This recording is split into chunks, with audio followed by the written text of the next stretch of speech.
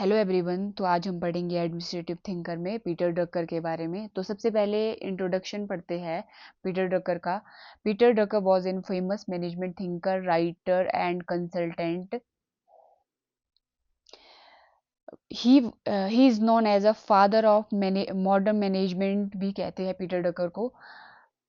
और जो इनका जन्म हुआ था वो कब हुआ था? 1909 में ऑस्ट्रिया में हुआ था। पर बाद में later he became an American citizen, जो है सिटीजनशिप उन्होंने ले ली थी। He focused on effective management of organisation, प्रभावी प्रबंधन के ऊपर जो उन्होंने फोकस किया। He introduce the concept of management by objective, MBO, जिसको हम शॉर्ट फॉर्म बोलते हैं मैनेजमेंट बाय ऑब्जेक्टिव। बहुत इंपॉर्टेंट कॉन्सेप्ट है, यहाँ से बहुत एग्जाम जो है एग्जाम में बहुत सारे क्वेश्चन पूछ जाते हैं। तो इसको हम डिटेल में पढ़ेंगे नेक्स्ट स्लाइड में। He also emphasis the importance of knowledge workers के बारे में उन्होंने बताया, जोर दिया। His idea is greatly influenced by modern management practices में बहुत प्रभावी रहे उनके आइडिया जो भी उन्होंने दिया है पीटर ड्रकर ने। नेक्स्ट है आपका मेजर वर्क्स उन्होंने बताए। कौन कौन से मेजर वर्क्स हैं उनके? सबसे पहले है प्रैक्टिस ऑफ मैनेजमेंट, 1954 में दिया है उन्होंने। वेरी वेरी इंपॉर्टेंट जो कॉन्सेप्ट था मैनेजमेंट बाय ऑब्जेक्टिव, एमबीओ, वो उन्होंने अपनी बुक प्रैक्टिस ऑफ मैनेजमेंट में दिया है। तो ये आपने याद रखना है, बहुत इंपॉर्टेंट है, एग्जाम में बहुत बार पूछी गई है ये बुक, और डेट के साथ कुछ भी आपके लिए पूछ सकते हैं, तो आपने दोनों ही चीजें याद रखनी है। फिर नेक्स्ट आता है मैनेजिंग बाय रिजल्ट्स, कब लिखी है? 1964 में। फिर नेक्स्ट है द इफेक्टिव एग्जीक्यूटिव, कब लिखा है? 1967 में। द एज ऑफ डिसकंटिन्यूटी, 1969 में। फिर नेक्स्ट आते हैं मैनेजमेंट टास्क एंड रिस्पॉन्सिबिलिटी, कब लिखी है? 1974 में। तो ये कुछ इंपॉर्टेंट बुक्स है जो पीटर ड्रकर ने लिखी है। फिर नेक्स्ट बात करते हैं मैनेजमेंट बाय ऑब्जेक्टिव, जिसको हम एमबीओ कहते हैं। अब इसके बारे में हम डिटेल में चर्चा करेंगे क्योंकि बहुत इंपॉर्टेंट है, तो ध्यान से जो कॉन्सेप्ट को समझना आप। इंट्रोड्यूस, सबसे पहले जो इंट्रोड्यूस किसने किया है? पीटर ड्रकर ने, in the practice of management, 1954 में। मैंने आपको बताया था ये बुक है पीटर ड्रकर की, इसमें उन्होंने मैनेजमेंट बाय ऑब्जेक्टिव के बारे में बताया था। ये क्या है? A process where managers and employ set goals together and track performance. अब इसमें क्या होता है? ये एक प्रोसेस है जिसमें क्या होता है, जो प्रबंधन, जो मैनेजर होता है और जो एम्प्लॉय, जो कर्मचारी होते हैं, वो क्या करते हैं? साथ में मिलके गोल बनाते हैं साथ में, और क्या करते हैं? उसको ट्रैक करते हुए परफॉर्मेंस, गोल जो उन्होंने रखा है, जो अचीव करना उन्होंने, उसको साथ में मिलके जो है काम करते हैं। और ये चीज किस focus on achieving clear and measurable objectives, ये किस चीज पे फोकस करता है? क्लियर और मेजरेबल ऑब्जेक्टिव, जिसको मेजर कर सके, माप सके। फिर आते हैं की एलिमेंट्स आते हैं मैनेजमेंट बाय एमबीओ के। सबसे पहला था गोल स्पेसिफिसिटी, स्पष्ट लक्ष्य, क्लियर गोल होना चाहिए, और डिफाइंड गोल्स, ये मैनेज एमबीओ का एलिमेंट है। फिर आता है पार्टिसिपेशन। अब इसमें क्या होती है? पार्टिसिपेशन होती है जो भी हमारे एम्प्लॉय होते हैं गोल सेटिंग करने में। फिर आता है हमारा टाइम पीरियड, डेडलाइन होती है फॉर अ गोल के लिए जो है समय सीमा दी जाती है। परफॉर्मेंस फीडबैक दी जाती है, परफॉर्मेंस प्रक्रिया, रेगुलर रिव्यू होता है, प्रोग्रेस होती है, जो भी हम जो है जो भी हमारा गोल होता है उसको अचीव करने के लिए। फॉर एग्जांपल बताती हूँ मैं आपको। मान लो एक कंपनी है और उसमें जो मैनेजर है, एम्प्लॉय है, वो डिसाइड कर रहा है कि हमने क्या करना है, हमने 20% जो है ग्रोथ करनी है, कितने में? 3 मंथ में, विद इन द 3 मंथ। अब 20% की ग्रोथ करनी है 3 मंथ में, जो भी मान लो हमारी कंपनी है। अब इसमें क्या है, हमारा गोल सेट है 20% ग्रोथ करनी है। अब इसमें क्या होगी? पार्टिसिपेशन होगी, जो हमारे एम्प्लॉय होंगे। अब उनके साथ हम मिल के हम जो है क्या करेंगे, हम डिसाइड करेंगे हमारे को 20% ग्रोथ करनी है। फिर ठीक है, अब मैनेजर क्या करेगा? चेक करेगा कि भाई कितनी प्रोग्रेस हो रही है, रेगुलर रिव्यू करेगा। वो जो काम चल रहा है हमारा 20%, वही हमने जो है सेल्स करनी है, इंक्रीज करनी है हमारे को सेल्स 20%। ठीक है, सेल्स की बात करती हूँ मगर। फिर टाइम पीरियड, डेडलाइन हमने डिसाइड कर लिया, हमने 3 month, with in the 3 month जो हमने क्या करनी है, 20% जो है ग्रोथ करनी है। तो ये जो था set goals together and trace performance. अब वो साथ में मिलकर काम कर रहे हैं।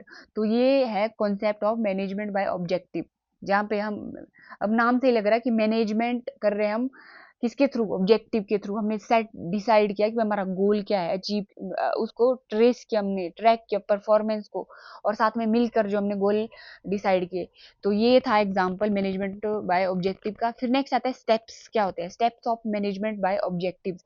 ये सेम जो मैंने आपको एग्जांपल बताया उसके साथ ही रिलेट करके हम पढ़ेंगे steps of management bye objectives. सबसे पहले आता है सेटिंग ऑर्गेनाइजेशन गोल। सबसे पहले क्या है, ऑर्गेनाइजेशन गोल सेट किए जाते हैं।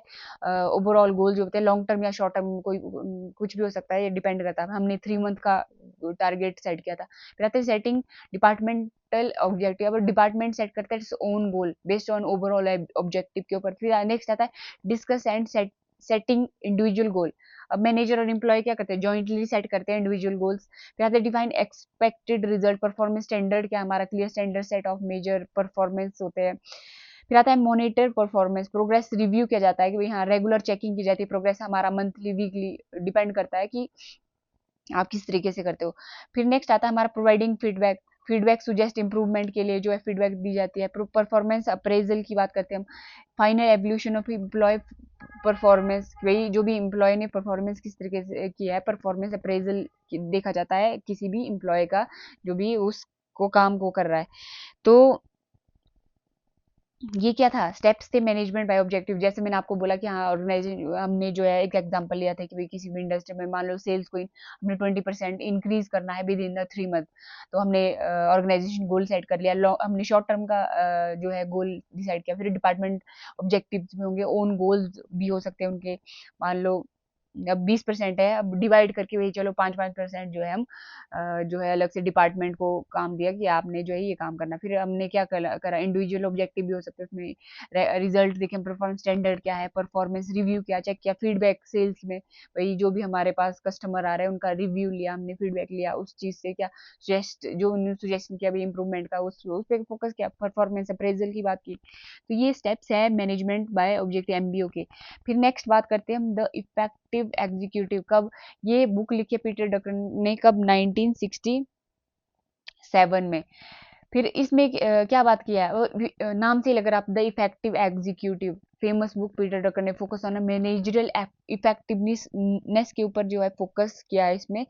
Explain how managers can became efficient and productive. अब इसमें क्या बात की गई है भाई,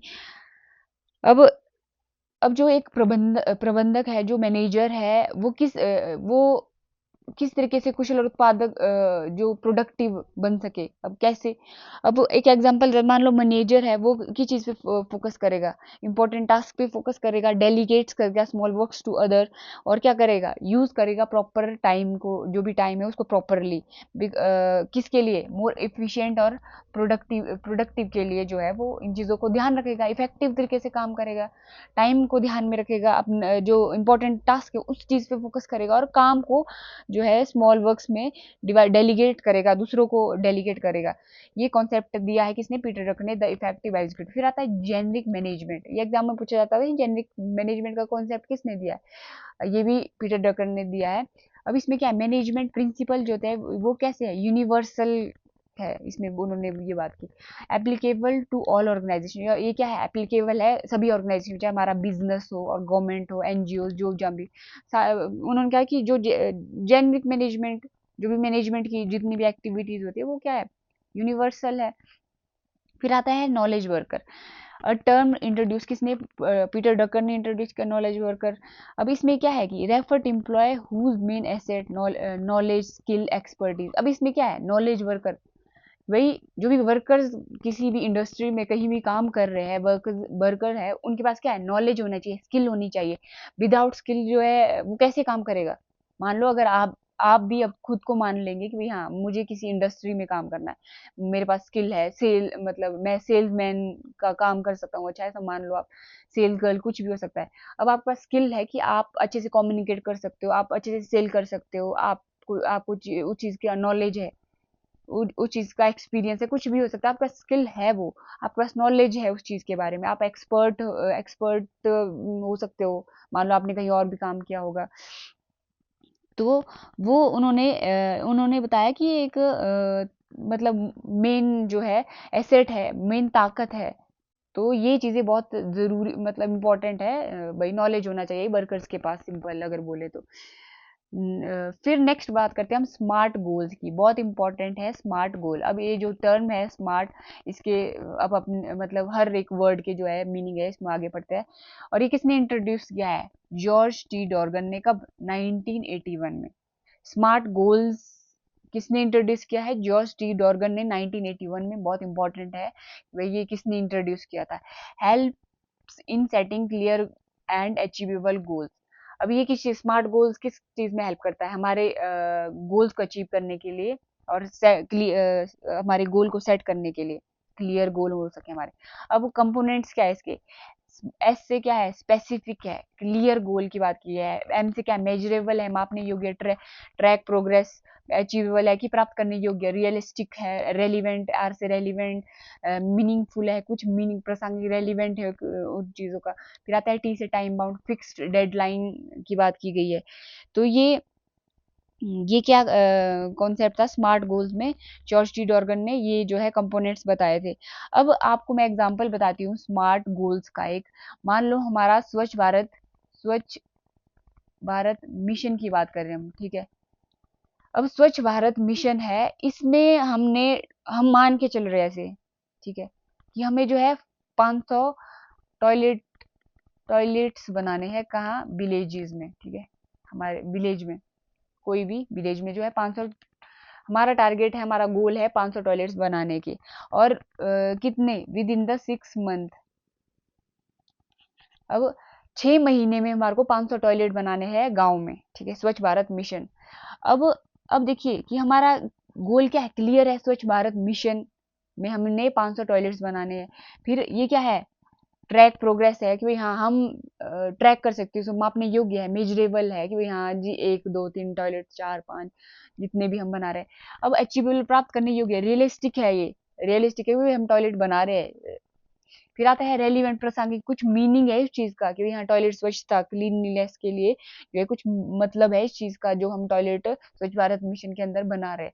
फिर आता है टाइम बाउंड, हमने फिक्स डेडलाइन डिसाइड करके विद इन द 6 मंथ जो है हमने क्या करना है? टॉयलेट्स बना के कंप्लीट करने हैं, जितने भी हमने 500 टॉयलेट्स डिसाइड किया है। तो ये जो है मैंने आपको एक एग्जाम्पल बताया इस चीज को समझने के लिए स्मार्ट गोल्स क्या होते हैं। अब मैं कुछ आपको एक डाउट भी हो सकता है, बहुत सारे क्वेश्चन आ सकते हैं सबके माइंड में, कि जो स्मार्ट गोल्स है और जो मैनेजमेंट बाय ऑब्जेक्टिव है। अब जो मैनेजमेंट एमबीओ है वो तो पीटर डकन ने दिया है, और जो स्मार्ट गोल है वो कॉन्सेप्ट जॉर्ज टी डॉर्गन ने दिया है। तो हम स्मार्ट गोल्स को एमबीओ के अंदर क्यों पढ़ रहे हैं? तो ये नेक्स्ट उसमें बताया मैं। अब जो पीटर डकर ने क्या दिया है? मैनेजमेंट बाय ऑब्जेक्टिव दिया है, और जो जॉर्ज टी डॉर्गन ने उन्होंने स्मार्ट गोल्स के बारे में बताया। अब वो था different concept but closely related, एक दूसरे के साथ रिलेटेड है क्लोजली। कैसे, क्या रिलेशन है इनका, कनेक्शन है? अब जो एमबीओ है वो क्या बताता है? हाउ टू मैनेज, कि भाई हम किस तरीके से, हम कैसे जो है प्रबंध मतलब मैनेज करें अपने जो भी गोल्स है। मैनेजमेंट बाय ऑब्जेक्टिव में ये बोला है कि हम कैसे मैनेज करें। और स्मार्ट क्या बता रहा है हमारे को? Tell how goals should be made, कि भाई लक्ष्य कैसे होने चाहिए। और एमबीओ में क्या है कि हमें जो है लक्ष्य के माध्यम से हम कैसे मैनेजमेंट करें, कैसे उसका प्रबंधन कैसे करें। तो जो स्मार्ट है वो क्या कर रहे हैं? As a tool, as a technique की तरह यूज कर रहे हैं इनसाइड एमबीओ। एमबीओ के अंदर हम क्या कर रहे हैं? एमबीओ के अंदर इस्तेमाल कर रहे हैं स्मार्ट को एज अ टूल की तरह, एज अ टेक्निक की तरह। ये एक छोटा सा एक डाउट था जो मुझे और स्टूडेंट ने पूछा था। तो ये आपने ध्यान रखना है कि एमबीओ को हम एज अ टूल यूज करते हैं, स्मार्ट गोल्स को हम एज अ टूल यूज करते हैं एमबीओ के अंदर।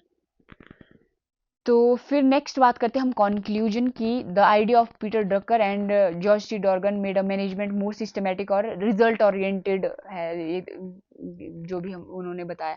MBO focused on goal setting, participation, performance evolution, while SMART provide a clear performance to design effective goals की बात की। और together help organisation include, help करता है अचीव बेटर, एफिशिएंट, अकाउंटेबल और प्रोडक्टिविटी के लिए। ताकि जो है इफेक्टिव एफिशिएंट तरीके से हम बेटर तरीके से जो है गोल को अचीव कर सके, अकाउंटेबिलिटी हो, उसको उत्तरदायित्व हो उस चीज़ का, और प्रोडक्टिविटी उत्पादकता प्राप्त करने में ये हेल्प करता है। तो ये था हमारा कॉन्सेप्ट पीटर ड्रकर के बारे में, बहुत इंपॉर्टेंट है। तो आपने इस चीज़ को ध्यान में रखना है। तो ये था हमारा आज का topic. Thank you, have a good day.